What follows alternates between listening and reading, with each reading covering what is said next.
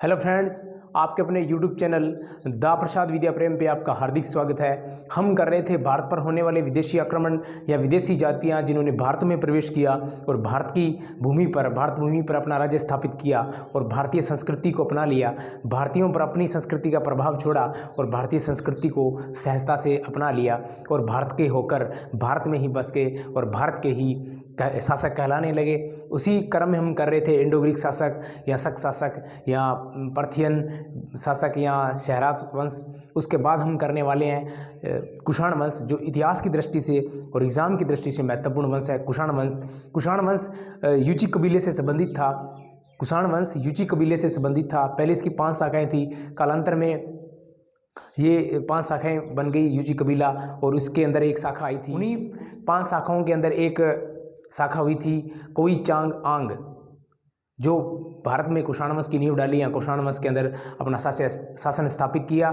उसका आज हम अध्ययन करने वाले हैं कि कुषाण वंश का पहला शासक कौन हुआ या उसकी भारत में नींव किस प्रकार पड़ी, उसका हम विस्तृत अध्ययन करेंगे। एग्जाम की दृष्टि से महत्वपूर्ण है कुषाण वंश, क्योंकि कुषाण वंश से ही एक राजा कनिष्क हुआ जो भारतीय इतिहास में बहुत महत्वपूर्ण है और बहुत महत्वपूर्ण स्थान रखता है। वंश को विस्तृत रूप से करेंगे। कुषाण वंश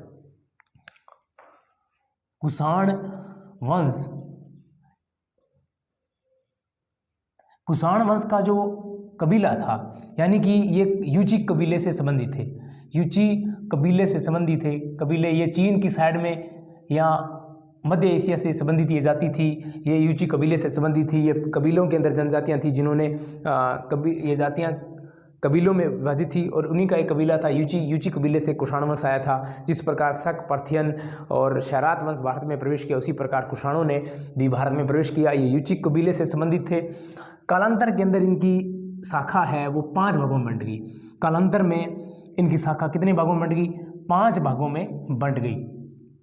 5 भागों में बंट गई तो क्या हुआ कि इनकी एक शाखा थी जिसका नाम था कोई चांग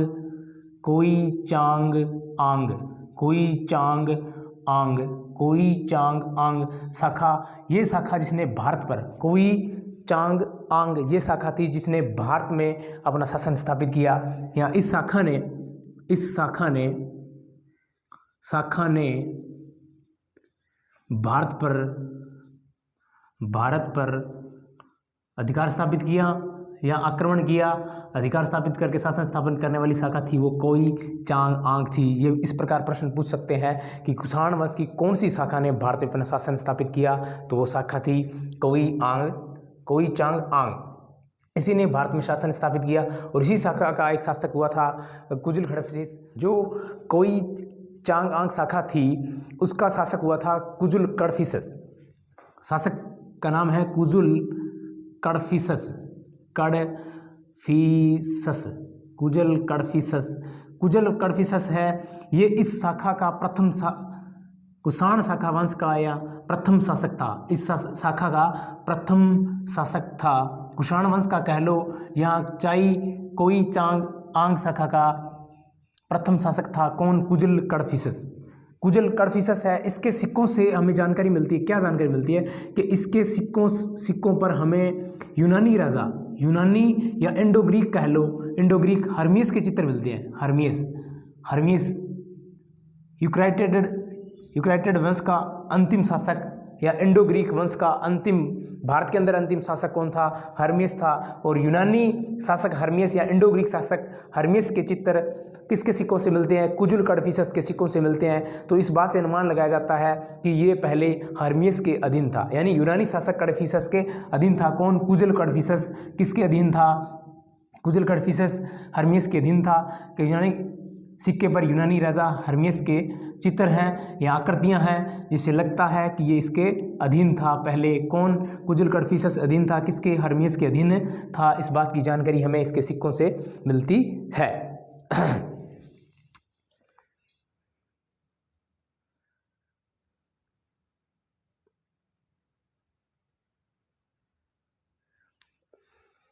अब आता है कुजुल कडफिस की कुछ और बातें। कुजुल कडफिस की कुछ इंपॉर्टेंट बातें यह है कि इसने रोमन सिक्कों की नकल करके तांबे के सिक्के चलाए। नकल करके तांबे के सिक्के चलाए, तांबे के सिक्के चलाए, तांबे के सिक्के चलाए। किसने चलाए? कुजुल कडफिसस ने चलाए। किसकी नकल? रोमन सिक्कों की नकल करके चलाए थे। तांबे के सिक्के चलाए रोमन सिक्कों की नकल करके चलाने वाला कुजुल कडफिसस था। और कुजुल कडफिसस ने एक उपाधि धारण की। क्या उपाधि धारण की? और इसकी उपाधि थी महाराजा धीराज। महाराजा धीराज, महाराजा धीराज। इतिहास में प्रथम महाराजा धीराज की उपाधि धारण करने वाला कुजुल कडफिसस, ये लगता है कि कुजुल कडफिसस ही था जिसने महाराजा धीराज की उपाधि धारण की। कुछ इतिहासकार मानते हैं, लेकिन ऐसा नहीं है, क्योंकि इससे पहले मौर्य शासक हुए थे, उन्होंने भी महाराजा धीराज की उपाधि धारण की थी। ये सत्य प्रतीत नहीं होती है, लेकिन इसने महाराजा धीराज की उपाधि धारण की, ये बात सत्य है कि इसने महाराजा धीराज की उपाधि धारण की। कुजुल कडफिसस था, उसने द्विलिपिक सिक्के चलवाए थे। द्विलिपिक यानी कि 2 लिपियों के युक्त सिक्के चलवाए थे, यूनानी व खरोष्टी लिपि। यूनानी, खरोष्टी लिपि। यूनानी जो विदेशी लिपि थी और खरोष्टी जो भारत की लिपि थी। और भारत में यूनानी लिपि के सम्मिश्रण से जो सिक्के चलवाए वो कुजुल कडफिसस ने द्विलिपि सिक्के चलवाए थे। द्विलिपिक सिक्के या द्विलिपि वाले सिक्के चलवाए थे। इससे पहले भी द्विलिपिक सिक्के चलाए थे। इंडो ग्रीक शासक हुआ था डेमेट्रियस। डेमेट्रियस पहला शासक था जिसने खरोष्टी व यूनानी 2 लिपियों का संयुक्त रूप से सिक्का चलवाने वाला या द्विलिपि या द्विलेख युक्त सिक्का चलवाने वाला कौन था? डेमेट्रियस था। और उसी की आधार पर या उसकी नकल करके कुजुल कडफिसस ने भी खरोष्टी व यूनानी लिपि को सम्मिश्रण करके सिक्के जारी किए थे।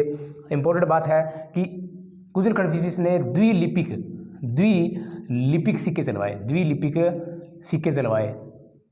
सिक्के चलवाए और लिपि में 2 कौन कौन सी थी? एक यूनानी थी और एक खरोष्टी थी। खरोष्टी थी। और इससे पहले सर्वप्रथम यूनानी व खरोष्टी लिपि से सम्मिश्रण से या द्विलिपि या द्विभाषा से द्विलिपिक सिक्के चलाने वाला कौन था? वो इंडो ग्रीक शासक था। इंडो ग्रीक या यूनानी कह लो, इंडो ग्रीक या यूनानी शासक था जिसका नाम था डेमेट्रियस। क्या नाम था? डेमेट्रियस प्रथम शासक था जिसने इंडो ग्रीक यूनानी शासक डेमेट्रियस प्रथम शासक था जिसने यूनानी व खरोष्टी लिपि के सिक्के चलवाए थे या द्विलिपिक सिक्के चलवाए थे। इसके बाद आता है विम कडफिसस।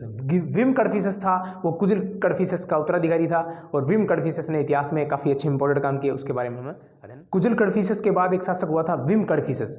विम कडफिसस के बारे में हम अध्ययन करेंगे कि विम कडफिसस वो शासक था जिसने भारत में कुषाण सत्ता की स्थापना की थी। भारत में कुषाण सत्ता की स्थापना करने वाला शासक कौन था? विम कडफिसस था, जो शैव मत का अनुयायी था। उसके सिक्कों पर भी शिव के, नंदी के, त्रिशूल के चित्र मिलते हैं, या उसके सिक्के बड़ी मात्रा में सोने के, चांदी के सिक्के मिलते हैं विम कडफिसस। और उसने महेश्वर की उपाधि भी धारण की थी। इसके बारे में हम अच्छे से अध्ययन करेंगे और एग्जाम की दृष्टि से या एग्जाम को टच करने वाले प्रश्नों का अध्ययन करते हुए चलेंगे। शासक का नाम है विम कडफिसस। विम कडफिसस, विम कडफिसस शासक था। ये इसकी इंपॉर्टेंट बात है, भारत में कुषाण सत्ता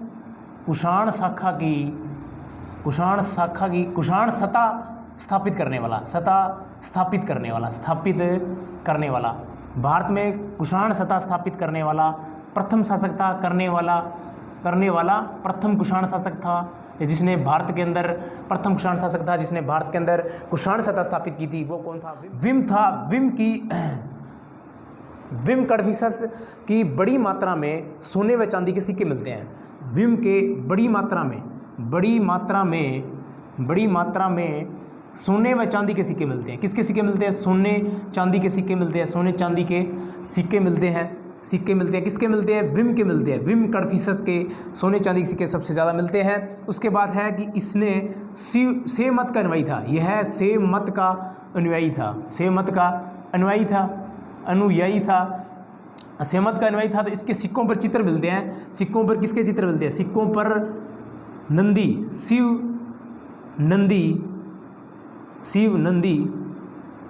शिव नंदी और त्रिशूल के चित्र मिलते हैं।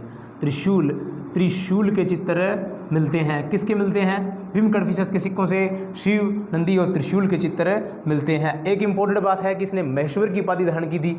इसकी उपाधि कौन सी है? उपाधि है इसकी महेश्वर। उसकी उपाधि है महेश्वर। महेश्वर उपाधि धारण किसने की थी? विम कडफिसस ने महेश्वर उपाधि धारण की थी। कुषाणों में सर्वप्रथम सोने का सिक्का जारी करने वाला कोई शासक था? कुषाणों में सर्वप्रथम सोने का सिक्का जारी करने वाला कोई शासक था तो वो था विम कडफिसस। कौन था? विम कडफिसस। कुषाणों में सर्वप्रथम सोने का सिक्का जारी करने वाला, कुषाणों में सर्वप्रथम सोने का सिक्का जारी करने वाला, सोने का सिक्का जारी करने